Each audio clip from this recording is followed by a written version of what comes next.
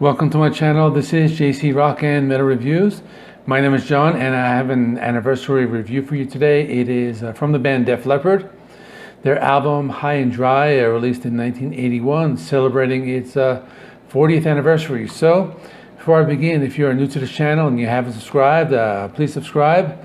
I do rock and metal reviews, rankings, and a lot more. So this is their second album, released on July 6th, 1981.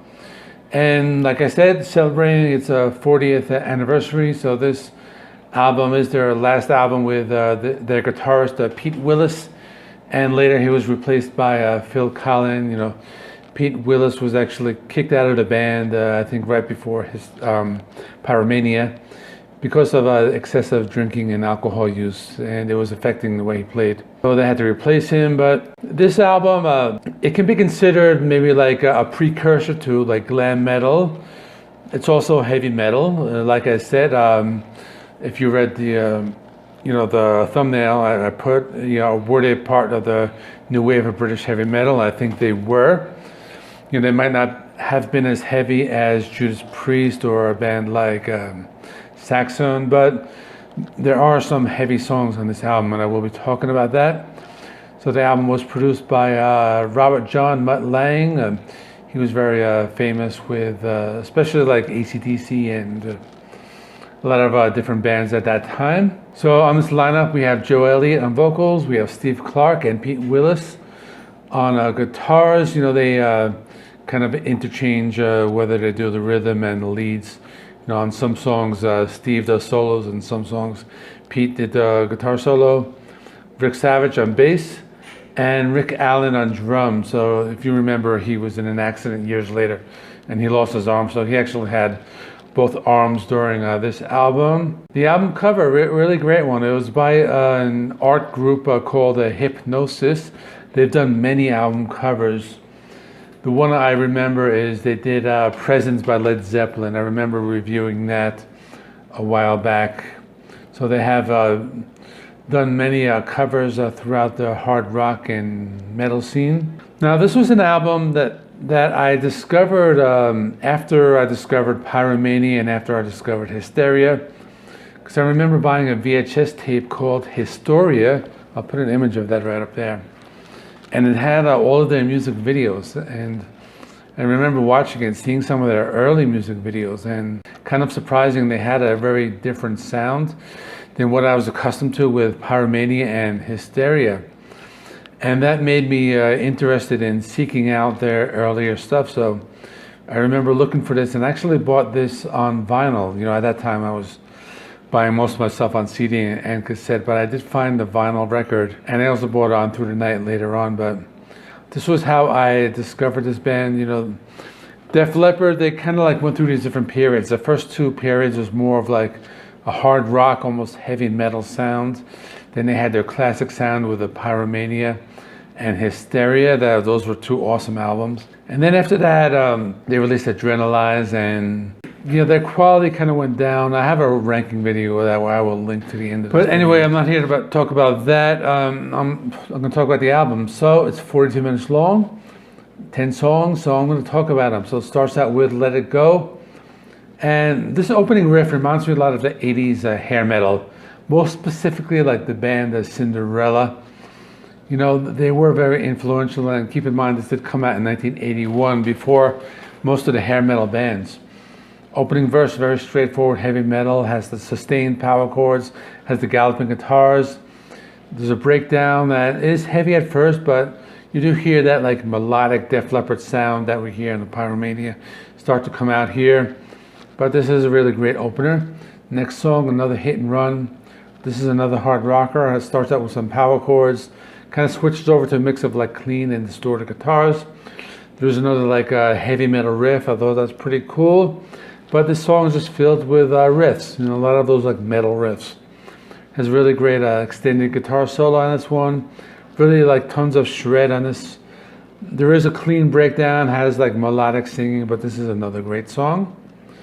Next song is called High and Dry Saturday Night, and this was probably one of the more well-known songs. It was released as a single, was a minor hit. Now the song is about like alcohol use and getting drunk. and because of that, it caught the attention of the PMRC.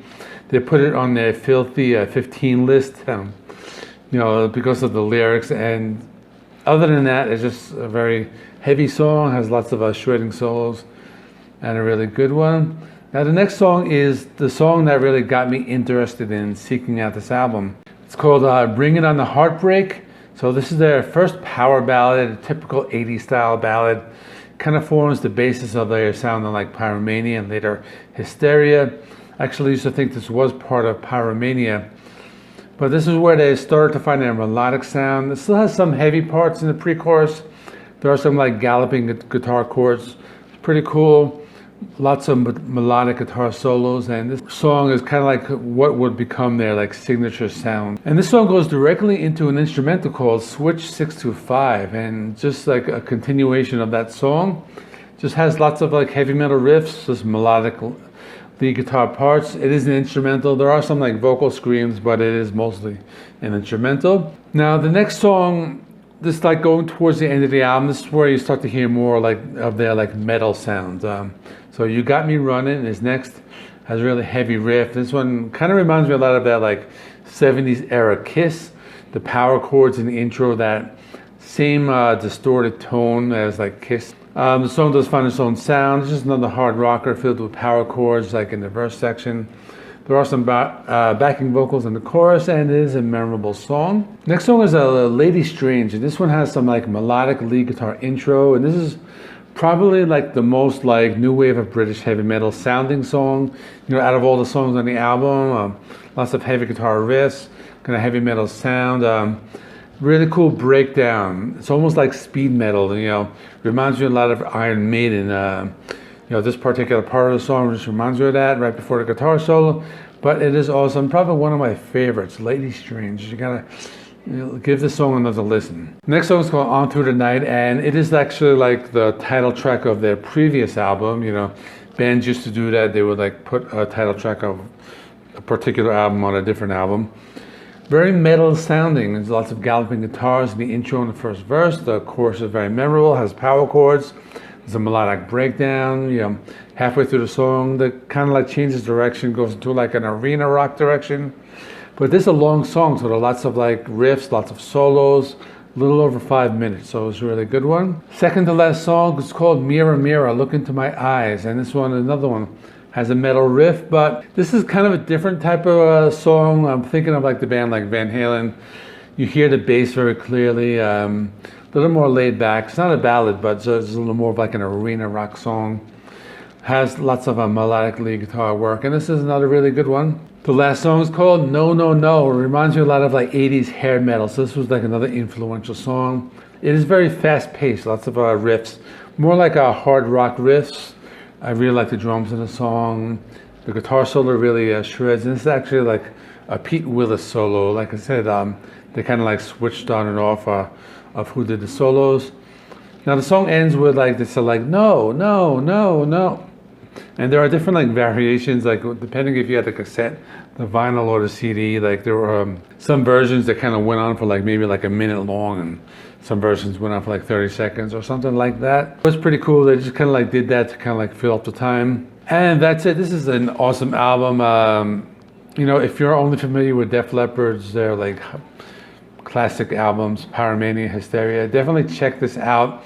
Has a little heavier sound, a little slightly more metal sound. So definitely, it was from a time that Def Leppard was heavy metal. I'm going between either a 9 out of 10 or a 10 out of 10. It's just an awesome album, and you definitely need to check it out or revisit it if you haven't listened to it in a while. So that is it. Coming tomorrow, I'm going to do a ranking video of the Red Hot Chili Peppers, springboarding off my video I did with Brian. You can look at that. I'll link that one too. My top 10 Red Hot Chili Pepper songs. So that is coming up tomorrow. Then the weekend, there probably won't be a lot of new releases. I think Powerwolf is coming out. But other than that, I have lots of new ideas which I will be introducing later on. So thanks for watching. Check out the videos that I was just talking about over there. I'll see you in the next one.